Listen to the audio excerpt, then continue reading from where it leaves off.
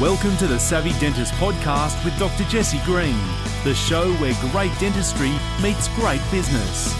Listen in each week as we bring you an inspiring person who will share their story, ideas and business techniques to help you create a practice and a life you love.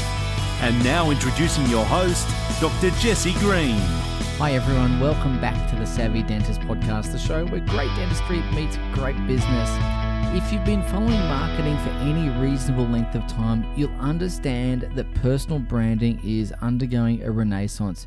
It's been around for a long time, but now more and more people are understanding the power of creating a personal brand that allows you to go from being an expert to an influencer. And our conversation today with Jane Anderson from jane-anderson.com really covers that in detail. First of all, we talk about what personal branding actually is and why it's so important in today's world. She gives us some practical steps about how to create a personal brand and, of course, how to transition from that expert dentist to being an influencer in the space. We talk about how to scale a practice while still maintaining a personal brand. And, of course, we're going to go through a couple of the key mistakes and boo-boos that people make. It's a really wide-ranging interview. We do cover a lot of territory. We talk about trust, amongst other things, the importance of building it, maintaining it, and, if necessary, repairing it as well. Jane is an absolute gem when it comes to talking about all these things because it's not fluff. It's not academia. This is real-world stuff that she does in her business every single day and what she helps her clients achieve as well. So, as always, you're going to want to have a pen and a paper handy and make some notes so you can take action on the things that she goes through. I'm going to encourage you to check out her website, jane-anderson.com. There's so many good things on that particular website, and in the show notes, you'll see a link where you can take a test, a little quiz to check out what kind of influencer you might be in your space already. For those who are new to the show, please find us at the Savvy Dentist Facebook group. Head across to drjessegreen.com/Facebook. Join us in the group. We've got free training, we've got tools, techniques, cheat sheets, and so on, and you'll be able to take advantage of those things there. So come and join the conversation. We'd love to see you there. But in the meantime, here's Jane Anderson. Jane Anderson, welcome to our Savvy Dentist podcast. It's wonderful to have you here. How's things up in Brizzy? Thank you. Thanks, Jesse. It's my absolute pleasure to come on the show today. It's good in Brizzy. I won't rub it in too much that I'm sitting here in my T-shirt and, it's nice and warm today, and I'm going to head off to the beach this afternoon to do some mastermind work over the next couple of days. Well, the masterminds at the beach sounds fantastic. This morning I was driving around Canberra and it was 10.5 degrees on the dashboard and I was feeling hot. So I feel like that's probably nothing that a Queenslander would ever say. So I'm getting acclimatized. You've acclimatized well and truly, I reckon. Yeah, exactly.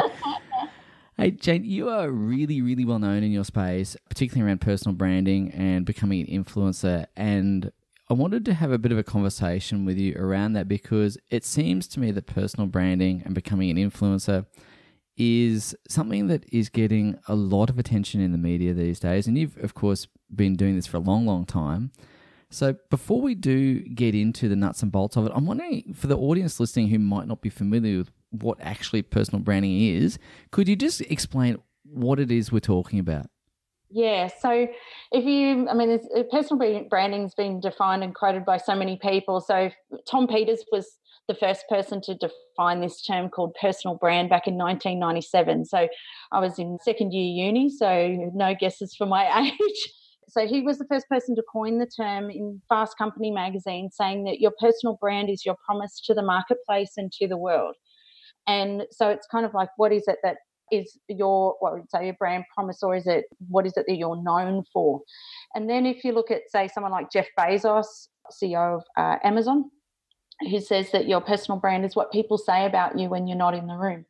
So in my opinion, I reckon your personal brand, what I look for when I'm helping someone build a personal brand is I work with people who are experts in their field. So people who are often speakers, coaches, consultants, do a lot with medical, CEOs, sometimes rainmakers of organisations. So they might be executives or people in the executive team or key influencers. And I say that I reckon your personal brand is not so much you. I mean, you can be a subject matter expert, but I say that instead of knowing something, you're known for knowing something. Yeah, so there's the whole expert that's unknown, but now you're becoming known as the expert that you already are. Yeah. and regardless of the industry you're in. So it's not about making someone like the next Kim Kardashian. This is not about fame. This is not about you walking through airports and being asked for autographs and photos and things like that. Like that's not the game that we're playing, and we're not necessarily looking for you to have 2 million followers on Instagram or anything like that.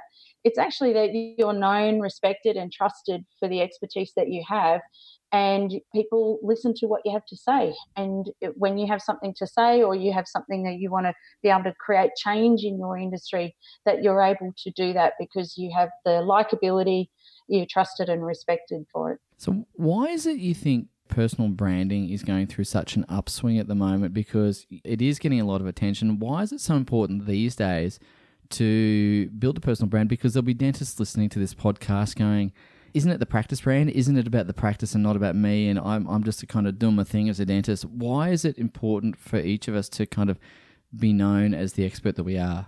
Yeah, so I think there's a few reasons. One is that it's particularly since sort of around 2012, things started to change. It was when I really noticed the change. So by 2020, we've got around 50% of the workforce due to be self-employed. So there's a lot of people who are also underemployed.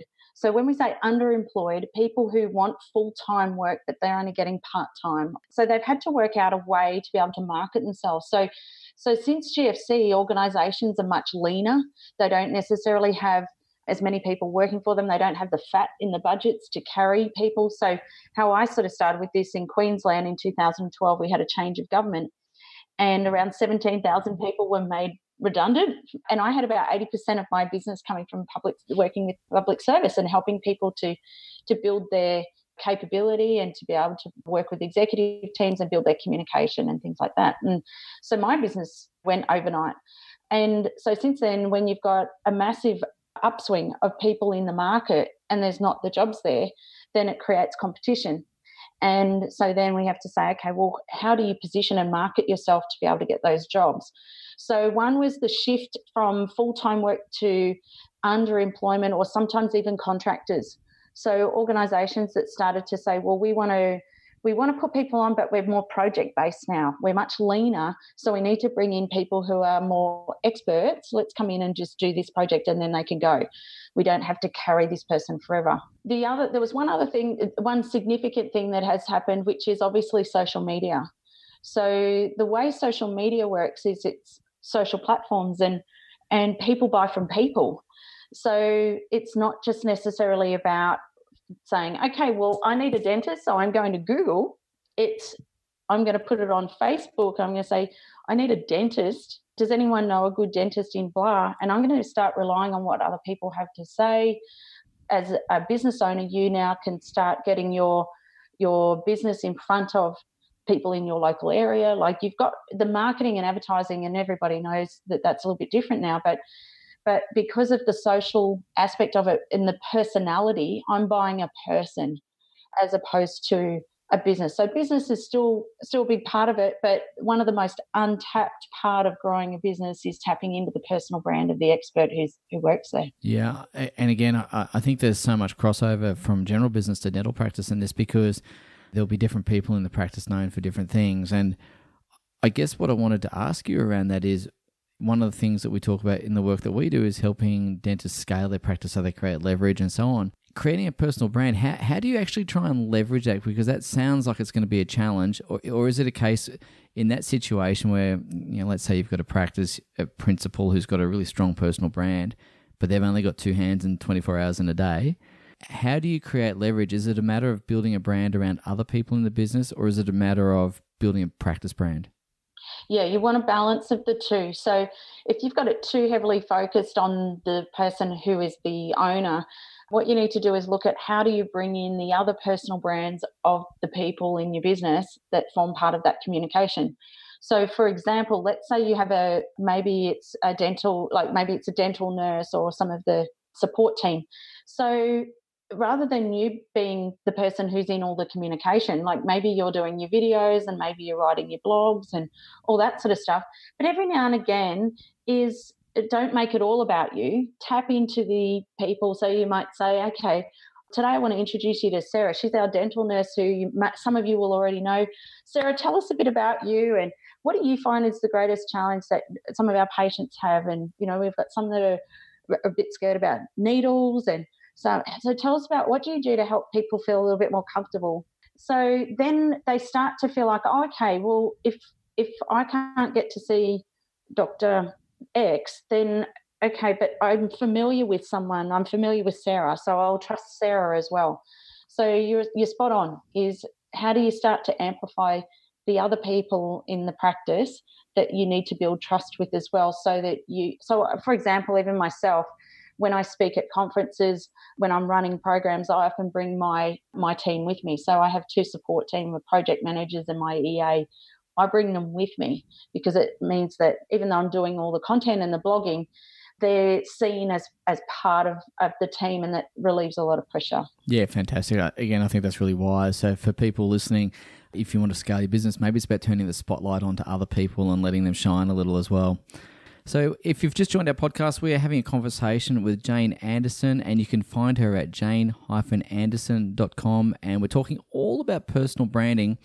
And Jane, one of the words that has come up in our conversation a few times already is the word trust. And I know that you're in the process of having a book released around the concept and subject of trust in December this year. Why does trust carry such currency, and how does it interface with personal branding?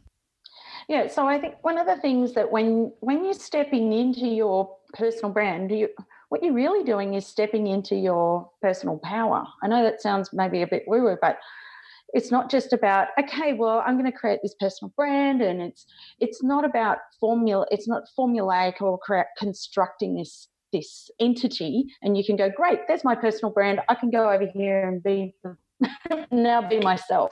Like, it's actually one and the same. But to do that, you have to be so authentic and so committed to making a difference for your patients that you are really stepping into a higher purpose about why you're here on this planet and what you're here to do and make the difference. So if you want to create a change, so maybe it's around educating patients to help them understand, maybe that why they need certain treatments, or sharing case studies of particular patients and things that they've gone through, is that if you want to create that change, and you've got to communicate that change, which is around influence or change around what's the message you're trying to stand for, which may be excellence or maybe world class or maybe innovation or whatever it might be in your practice. I've got to communicate that. But then that's all well and good, but you've got to keep people connected, and it's all related to patient retention. So it's all very good and well to get new people coming in as they're going, oh, wow, these people seem quite good. But then you have to shift over into, okay, we've got to make sure we've got the trust to keep them coming back, because patients aren't necessarily, and I'm sure your clients find this, is that they're not necessarily that loyal. They're being bombarded by so many messages. The average person's on social media for 2 hours a day. They're not sitting watching television as much as they used to be. So your patients are so much more accessible than they've ever been before. So it's really easy for me to come in and start to try and pull patients off you. So the only thing that will keep them is that level of trust that I know you know me. You've got my history. I know that you will advocate for me. I know that you have my best interests at heart, and I can share with you my challenges. Like, my health is such a vulnerable thing to share. So you have to also be able to show your vulnerability, or to be able to say, I understand. I remember when I was younger, or I know when I've had this experience too. So if you can connect at that human level, you're far more likely to retain them. And that's all about trust, because you've got drugs, you've got needles, you've got drills. So that takes a lot of trust to trust people when you've got that level of control over me. I might not even be conscious with work that you're maybe doing on me. So I don't have control over what you're doing. And that's quite scary. So I have to be able to trust you enough that you're going to look after me. How do you view trust? And we understand trust as a currency, and we had a bit of a conversation just before we started about institutional trust is at a bit of an all-time low. So how do you consciously build trust? What are the steps that one might take to, if I'm thinking about my personal brand and I want to be perceived as being trustworthy, and obviously I need to earn it, but and I need to commit to it. But how do I go about building trust? How do I go about creating that in the mind and experiences of the people with whom I interact? Yeah, and in the book I'm going to write about 9. I won't go through all 9, but I'll go through the high level 3. In my experience, the 3 that I've found that have been the big hitters to build trust, number 1 is authenticity. You have got to just be real. You just got to be who you are at your best self, have a strong sense of identity. You can have a personality. If you don't have a personality, then you might have to go and get one. I don't know where you get one, but eBay. Yeah, they might be selling them on there. Actually, that would be funny. But you just don't be afraid to bring your sense of personality and authenticity into it. So when I say that, it can be things like, what's your favorite music? Like, tell us a bit about your family. Are you involved in the community? Like, what are some of the parts of your world? Maybe you weren't born in Australia. You know, what's your background? Where were you born? What's your story? So authenticity is a really, really key part and the foundation of everything. The second thing is empathy. And empathy is that real understanding, compassion for your patients. And so you understand my fear of how much is this going to cost me? My fear of, we all know it's like with dentists, you kind of put off going, and then there's that relief of once you've gone, like it's thank God it's off my plate. But if you can get the authenticity, I'm going to get some connection with you because the empathy beside that means that you understand how I'm feeling. You understand my pain, my frustration, or what's holding me back from coming in because I'm scared that I'm embarrassed because I haven't been to the dentist for the last 10 years or things like that. Then the third one is credibility. So credibility is you obviously have the expertise, you have the knowledge, you've done the study, those types of things. And I think what happens too much is there's sometimes a little bit too much emphasis on the study or all the expertise that you've got. I go, that's great. Most of the time we look at it and go, I don't even know what half those letters mean. But it's also around the reputation that you have in your colleagues, so, referrals and things like that. But credibility, that you actually know how to do your job. You haven't been deregistered. So, if I Google your name, do you turn up in any search results where people are saying definitely do not go to this person? But if you can get those 3 things right, authenticity, empathy and credibility, then you're going to be able to be really well positioned to build trust. Yeah, and I remember hearing someone talk about the Stephen Covey principle, which was, the relationship bank account and the trust bank account in a similar way, is that, from time to time things do happen. We are all human, we're all fallible. And so from time to time things do happen, but if you've made enough deposits into your trust bank account with the patient or the client or with whoever else it is you're interacting, when something does go awry, then you're not going to go into the red. That's spot on. Absolutely. It's keep putting those credits in. The thing is, though, is that with the volume of noise that's happening, like with how much we have to compete with, at the moment it used to take 5 to 7 touch points to get someone to change their behaviour. So I can see that book on your shelf, Cialdini's Persuasion. So his first book on persuasion, Influence, the Psychology of Persuasion, said it was 5 to 7 touch points. At the moment, we work off 10 with our clients. We expect in the next sort of 2 to 3 years, that'll be around 16 to 20 touch points. So the push is much harder. So that means a lot more pressure to put content out or to be communicating with your customers or patients, I should say, which are essentially the deposits.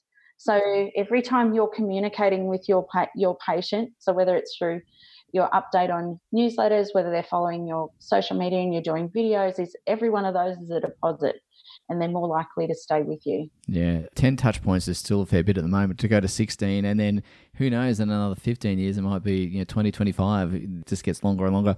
And I guess that kind of speaks to the fact that it is becoming a noisy marketplace. And certainly dentistry has become very competitive. We've seen tons and tons of dentists. There's almost one on every corner. You've got big corporations. You've got health insurance companies. It's a really crowded marketplace. What I wanted to talk about then is the power of small. And I think there's some magic in that. And I wondered if you had a view. Yeah, absolutely. So the beauty of small, and when you say the power of small is extraordinary, because it means that you can create an even deeper personal connection. And so just to give you an idea, so I do large organizational strategy as well. So I'll go in and do social media strategy and how, like, say, the CEO and the GMs might work together. But I'll only typically do that work with an organization of under 1,000 people. So I won't do it they might be global multinationals, but I might just work with a unit that's around 1,000 people or something like that. And even in that size organization, it can still feel a little bit commoditized.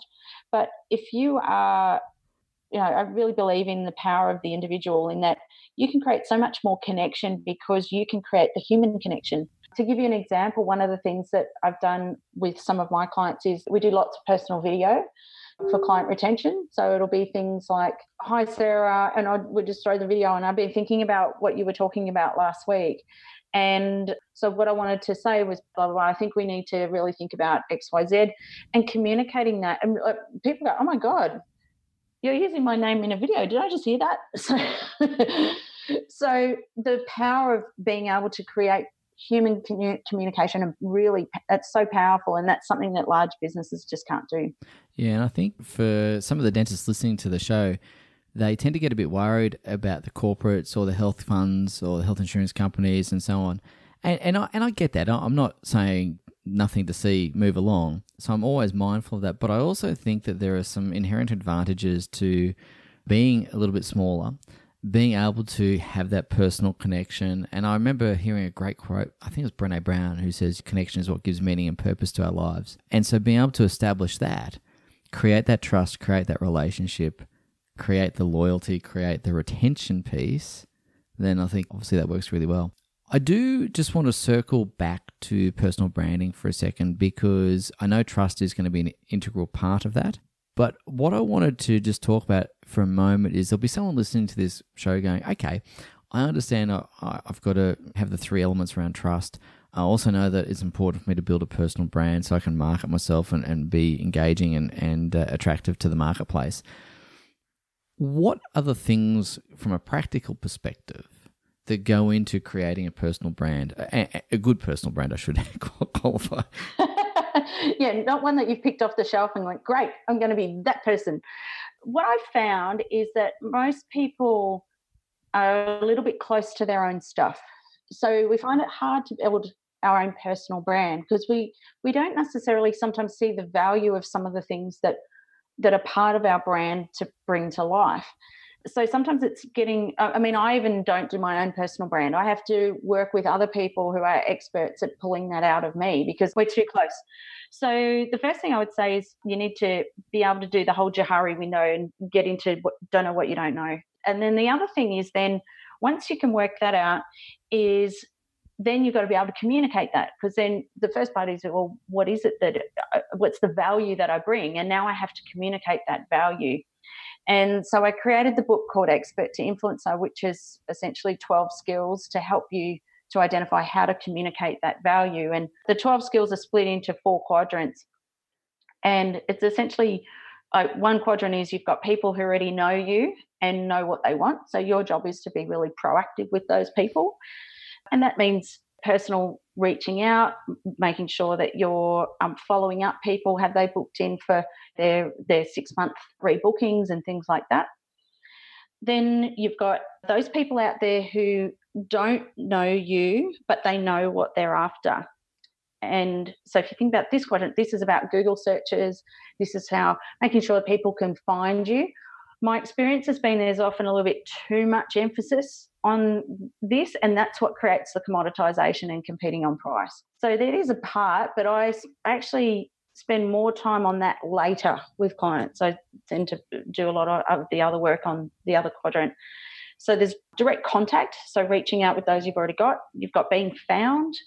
The other one is building awareness. So that's where you're out, where there are people out there who have no idea who you are and have no idea that they need to come to see a dentist. Like they're just putting up with the pain, or they're avoiding it for whatever reason. So your job is to make sure that awareness is being built, getting in front of people where they realize that they may not know they need help and they're not actively looking for it, but they actually need it. And so in that case, well, how do you get in front of that? Your job is to go out and build awareness with those people. So that's sometimes through advertising, it's like PR, things like that.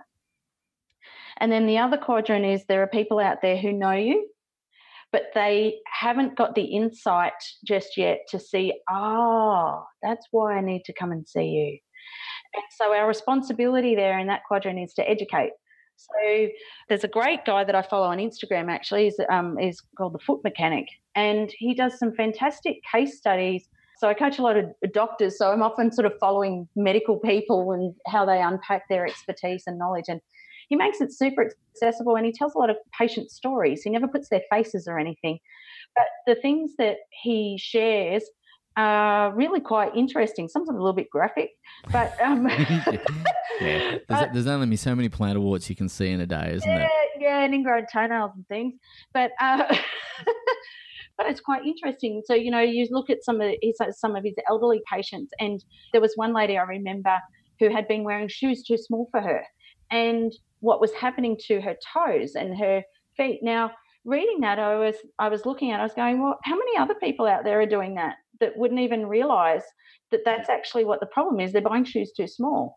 So using that way to go, wow, my mother-in-law has that problem. I should talk to her about that. So, suddenly you're starting to educate your patients, and when you can educate them and teach them, then you're in a position of trust, that's for sure, and influence, and then they're more likely to stay with you. Yeah, I really love that. And I think what you've drawn out really nicely is how to unpack the expertise and the value, and then how to communicate that really well, depending on who it is that we're speaking to. Jane, I'm very curious to ask you about some of the things that you see where people go wrong, and you might see them or see their profiles or whatever, and you kind of think, if you could tap them on the shoulder and say, just don't do that, or stop it right now, please. You're shooting yourself in the foot. What sort of things do you see that people just, really candidly, they make a hash of it? Yes, and I bet you see this all the time. It's the big one for me is sequence of the activity. So, for example, if I might see I saw someone the other day who I know is fairly early in their business and starting their practice up, and they've started a podcast, and I'm like, wow, there's so much more work to do before you tackle a podcast. I was, trying to do everything and just make it all work, but it wasn't until I went to find someone who could help me, and they pointed out that my sequence was all out. And so now I see it with other people, and I go, oh, wow. So they'll often be doing things like, say, it might be, I work in revenue belts, so it might be someone who's bringing in a revenue of 120 to 200 and then to 300 to 500 to million plus. Then I'll go, that's kind of a $750,000 activity. That's not a 100 to 200,000 activity. So, yeah, so when you sometimes see that some of those types of things, you go, oh, yeah, geez, I would love to see you get a better return on your time. There's only one of you, and now you're not focusing on the patients. That top right-hand quadrant, which is what I talk about in the direct contact, like looking after your customers or the patients that you've already got. Like, they're already there. I know. We're often chasing all these other new ones, and I go, hold on.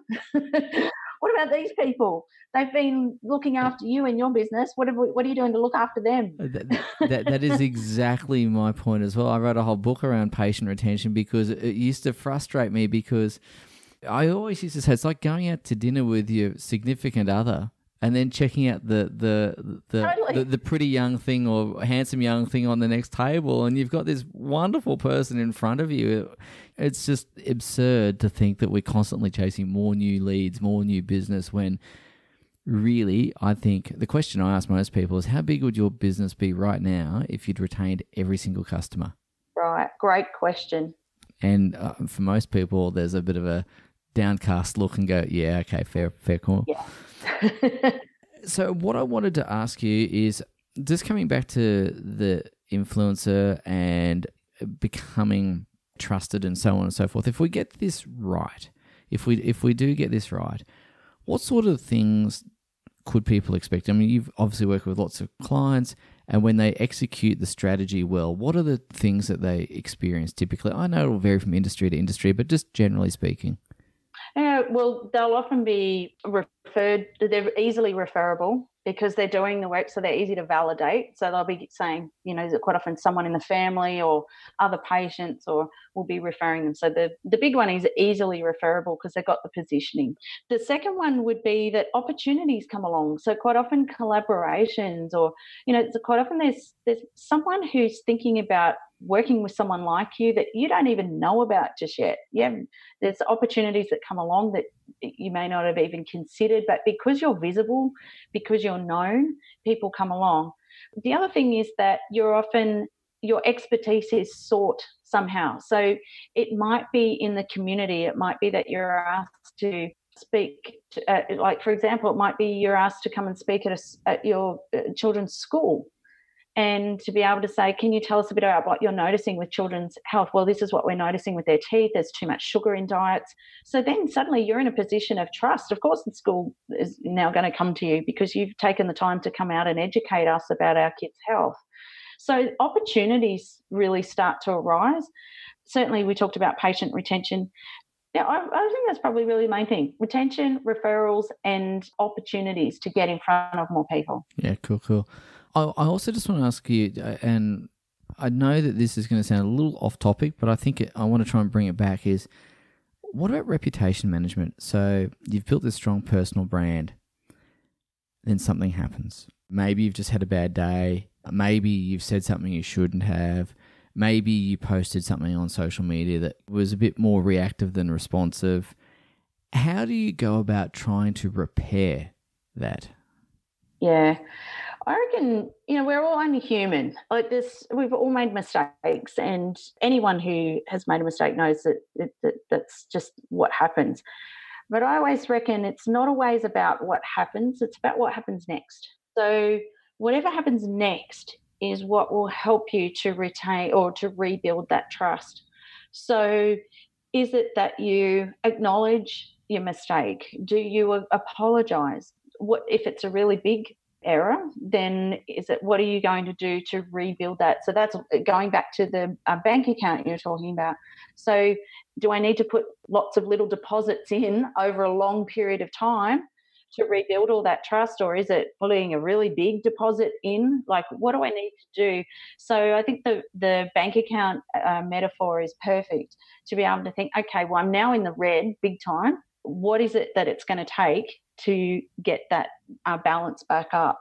And you're always, I say in my book, the first book I wrote called Impact, it talks about your personal brand is about clarity about what you want, communicating the value, and then control. And control is when things go wrong. So your brand shows up most when things go wrong. So in fact, sometimes it's not a bad thing. I know it's really painful at the time if something goes wrong, but I actually say your character shows up most, your authenticity shows up most when something goes wrong.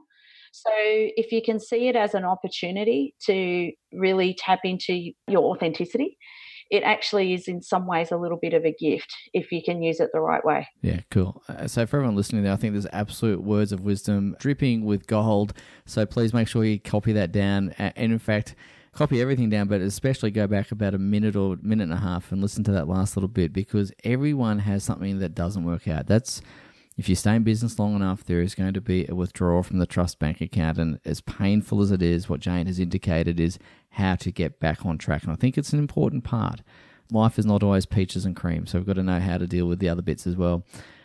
Jane, you've been incredibly generous with your time, and I also just want to point out your website has some incredible resources there. You've got your podcast, you've got your blog, you've got a ton of content there.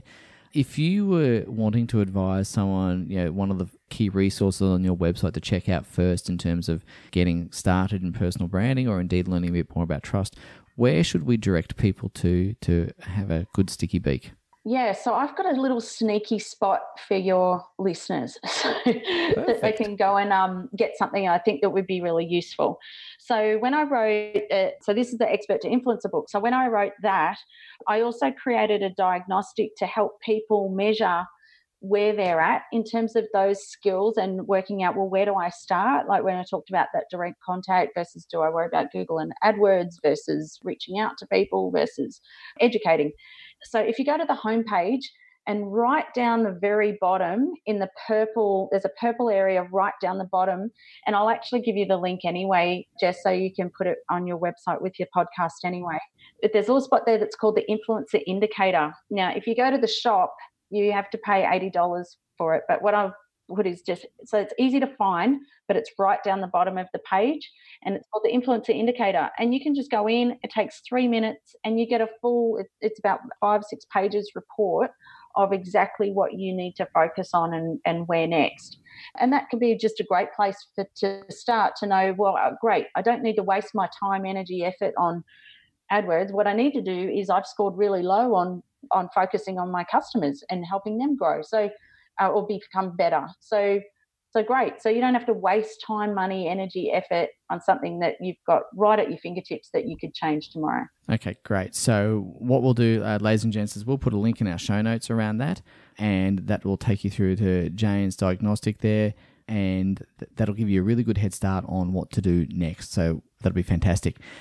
Jane, you have been incredibly generous, and I want to say thank you, firstly. I've been reading your stuff now for quite a while. It always keeps me on my toes and keeps me sharp, and I learn something every time I come along to your website. So from me to you, I really appreciate all the content you produce.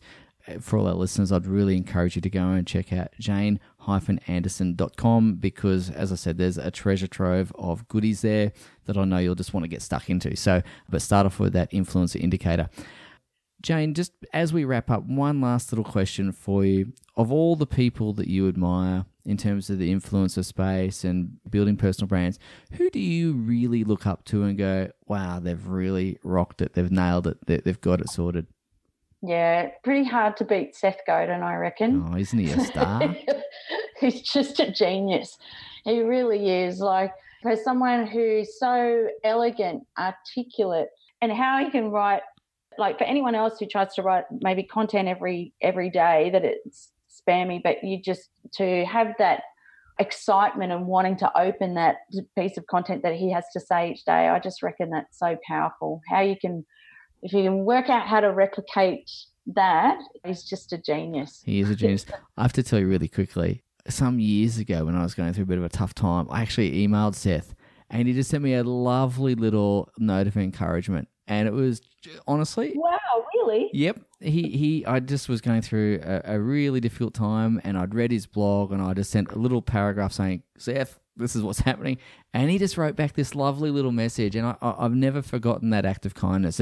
Had it not been for that little act of kindness, I might not be here talking to you today. Wow, that's incredible. Yeah. That's fantastic. What an amazing story. Yeah, it's just those little ripples, isn't it? It really is. It really is. I've got goosebumps, you telling me that. Yeah. That's incredible. What a great story. Well, Jane, thank you once again. I really appreciate you taking the time out of your day to come and hang with us. And we look forward to seeing you around the traps and listening to your podcast as well. So again, I really appreciate it. And let's catch up again soon. Yeah, love to. Thank you very much. Cheers. Thank you for listening to the Savvy Dentist podcast with Dr. Jessie Green. For more free tools and resources, join the free Facebook group. Visit drjessiegreen.com/Facebook. And for more episodes, visit drjessiegreen.com/savvydentist.